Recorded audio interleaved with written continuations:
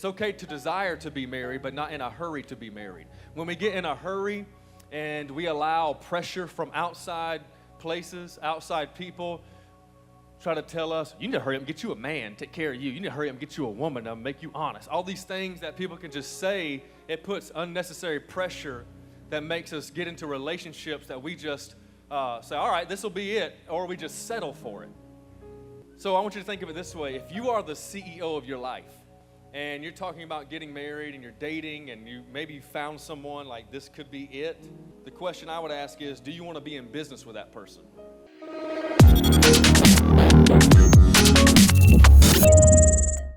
There's been a few questions that come through our relation station that we've had out each week, and I think these are very important questions and things that are on the minds and hearts of people. And so I'd like to take a moment just to answer some of them. Maybe if you didn't ask any questions, maybe it'll help some of you. And I want to remind you, I'm answering these based off biblical wisdom, experience as well. So, of course, we're human beings, so some of you may have different opinions and all of that. But I still want to provide some type of critical thinking towards the subjects, all right? The first one is, it's a two-parter. Can we have the desire for a godly marriage and it not be God's will? Part B, how do I know if God is calling me to marriage or if he wants me to stay single? Right? Good question, right? How do I know if he wants me to get married, all those things? Well, to answer part A of that, can we have the desire for a godly marriage and it not be God's will? I will answer that by saying it is God's will for marriages to be godly. It is God's will for marriages to be godly. The thing I would say to follow that up is we have to look at, is my definition of godly match the biblical definition of godly? Because we can have definitions of godly that don't line up with the actual definition of godly. And starting with the biblical definition of godly when it comes to marriage, you got to get right down to first the physicality of it is for one man, one woman. It's for one man and one woman to be joined together. And no matter what culture tries to, pound our minds with and ram down our throats about the changing of marriage and all those things, you got to start with what God's definition of marriage is. And it is between one man and one woman. And so you can look at 1 Corinthians chapter 7. The Apostle Paul writes in detail about marriage and also about singleness in 1 Corinthians chapter 7. But I will also answer that first part, that is it God's will? I will say this: if the person you're looking to marry isn't in a relationship with Jesus Christ to start with, they're not a believer in Jesus Christ, but you are in a relationship with Jesus Christ, it's already going to be tough. I'm going to tell you that right now. I think I mentioned this a few weeks ago. That yes, there are instances where people who are saved get married to people who are not followers of Jesus, and that person ends up getting saved. That does happen. I'm just going to tell you that right now, to start that way is not wise. It's not wise. And so I would encourage you to read 2 Corinthians 6, specifically verse 14, where it talks about not being unequally yoked with unbelievers. And this idea of unequally yoked is primarily used in the context of marriage, but it also can be used in other relational contexts as well. But if you look at unequally yoked in Deuteronomy, I believe 22, it talks about how animals, if they were unequally yoked, and they were going to have problems being joined together. If you had one animal that was different than the other animal and wasn't in the same, quote, size and shape, so to speak. Let's just go that route. I'm not talking about your physicality. I'm talking about how the animals were paired up. Then it would be difficult for those two animals to plow anything, right? And so think of that as Paul is giving that in 2 Corinthians 6, that if you're unequally yoked with somebody already in marriage, that's already going to be some tough situations that you don't have to put yourself into. Right? Now, if you both start out and you're not saved and you get married, that's what happened to my parents. They weren't saved. They got married, and all of a sudden God touched their life. Boom. God can do anything. But for those of you, listen to wisdom, those of you who are looking to be married, and it's not wrong to desire to be married. It is not wrong. Okay?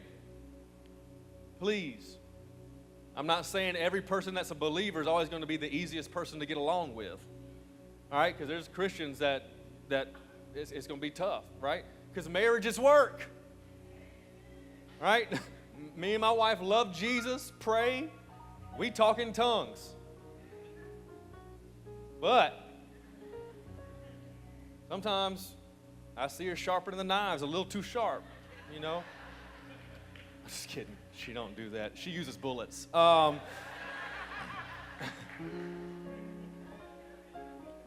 married people, help me out. How many know every day isn't a honeymoon? How many know that? It takes work. It takes work. It takes communication. And so when you are already joined up with somebody who is already believing the same thing you do, then that tells you their source is going to come from the same source you're coming from. Because you both have to surrender to something.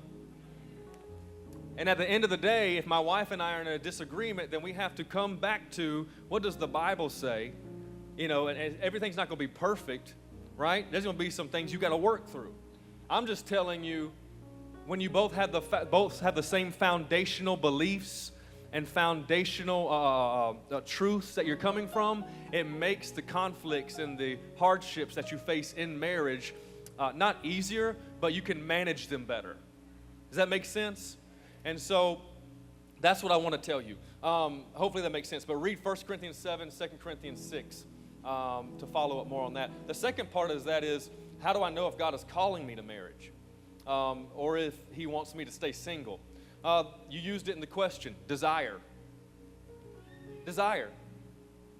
It's not a bad thing to desire to be married. You'll desire to be, but you don't need to be in a hurry to be. It's okay to desire to be married, but not in a hurry to be married. When we get in a hurry and we allow pressure from outside places, outside people, try to tell us, you need to hurry up and get you a man, take care of you. You need to hurry up and get you a woman to make you honest. All these things that people can just say, it puts unnecessary pressure that makes us get into relationships that we just say, all right, this will be it, or we just settle for it, right? So I want you to think of it this way. If you are the CEO of your life, right? If you're the CEO of your life and you're talking about getting married and you're dating and you maybe found someone like this could be it, I would say if you're the CEO, the question I would ask is, do you want to be in business with that person? Do you want to be in business with that person? Because to be with someone for life, till death do us part, and you gonna hurry up and just make a quick decision, that's not a good investment. You're making investments. And good investors know there's a long-term reward if I make the right investment. Okay? And so to be with someone for life, you don't need to rush and settle. That's not wise. Because you're gonna be deciding money issues together. Money issues. Right? And just a side note, I don't know, this may be preference, but I know there's some marriages, y'all each have your own separate accounts in the bank and all that stuff. That might be preference and just how you were brought up sometimes, but to me, when I got married, my chips are all in. Does that make sense? And to me, that is a trust issue. If we can't share from the same pot.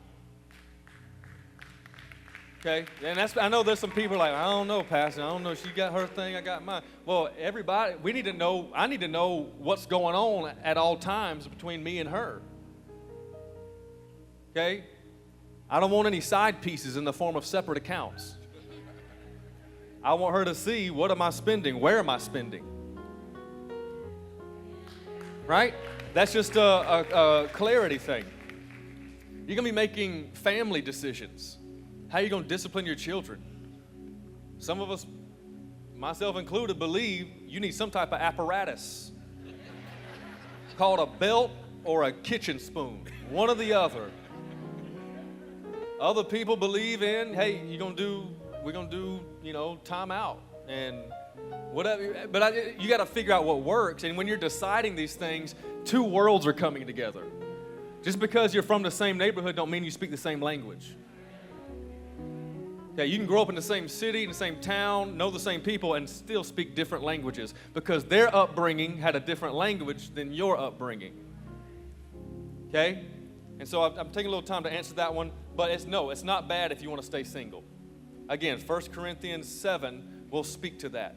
Because married people know this, single people, you have flexibility and you have opportunity to do things that married people do not. I would tell you, single person, yes, it's okay to desire to be married, but while you desire that, enjoy living with you. Enjoy being able to go to a movie anytime you want. Enjoy being able to go and buy whatever you want to buy when you want to buy it. Enjoy taking yourself out on a date and just enjoying sitting there. I like eating by myself sometimes. Do y'all? My wife says I'm weird. She says, how do you sit in a restaurant just by yourself? It's good to me, babe. I love it. I'll go to a movie by myself, have the whole theater by myself, and I will enjoy that movie. I'll talk to myself. Did you see what he just did? I will do it because I enjoy myself. But that makes me better when I come back to her. Do you see that? And so don't rush. It's okay to desire to be married, but don't rush to be married. And in the meantime, enjoy. You need to know who you are. Enjoy that part. Okay? All right. It's okay, babe? I'm looking for my confirmation down front. This one, this one's a little humorous, but I can see where he might be coming from, maybe. He just wrote, I've spoiled my wife. How do I fix it?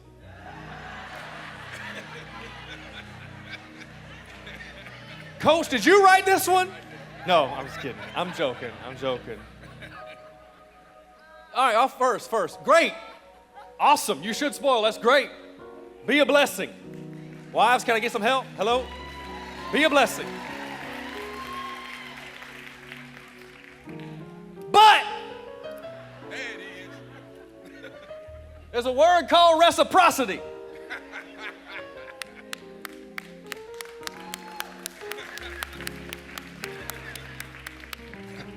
I don't know how far I should go with this. Keep going.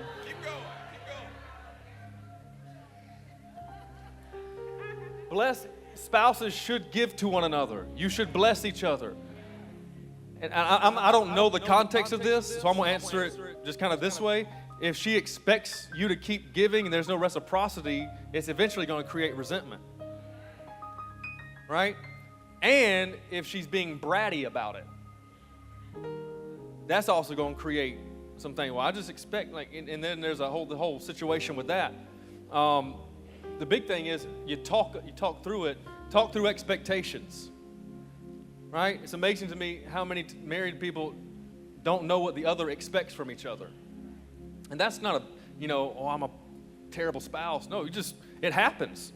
You get going in life and you just don't communicate, hey, I expected this. I expect this. I think it's okay to do that. Right? I expect this way. I expect it that way. Even in the bedroom, married people. Hello, the marriage bed is undefiled. Praise the Lord. Married people, y'all acting weird right now. Y'all I thank God He created sex for marriage. But I would tell you, even in these issues, what do you expect from each other? All right, because when there is not reciprocity, if you're expecting that, but you've been giving that, but you're not receiving it, eventually it's going to create resentment and it's going to create a bigger issue there. All right? But please, you should bless each other. You should give to one another that way. Does that make sense? All right, one more. Let me hurry. Is it wrong to not desire to be in a relationship? No. That's what the point blank. Is it wrong to desire to not be in a relationship? I'm assuming that's a romantic relationship, dating relationship, whatever. I'm just going to say no on that one. A big part of healthy relationships is a desire to do the work required to make them healthy. Okay, a big part of being in a healthy relationship is the desire to do the work to make them healthy. That's what makes relationships healthy, is when both people are working towards each other's, making sure that there's a health there. Not perfect, but healthy. Okay? You're not going to have a perfect relationship, but it can be a healthy. If you're not ready to do that work, then enjoy being single. Okay? Just be honest. That's okay to be honest that way. I'm not ready to date. I'm not ready to get into that. You're not weird. And married people, can I say this? Stop trying to push people down the aisle. Please stop pushing people down the aisle. Okay, you are not heaven's matchmaker. All right? Just please, like, single people, you're not weird for wanting to be single. Again, go read what Paul said, 1 Corinthians 7. That's going to give you a whole lot of explanation there. You're not weird. Enjoy it. There's some things that God wants you to do in your single season that you might not have the opportunity to later. So take advantage of it now. Okay? You want to get that degree? Do it now. Not saying you can't do it when you get married. I'm saying, but you got a lot of flexibility now. Okay? And I've kind of already alluded to that. Does that make sense? Okay, is that helpful to anybody?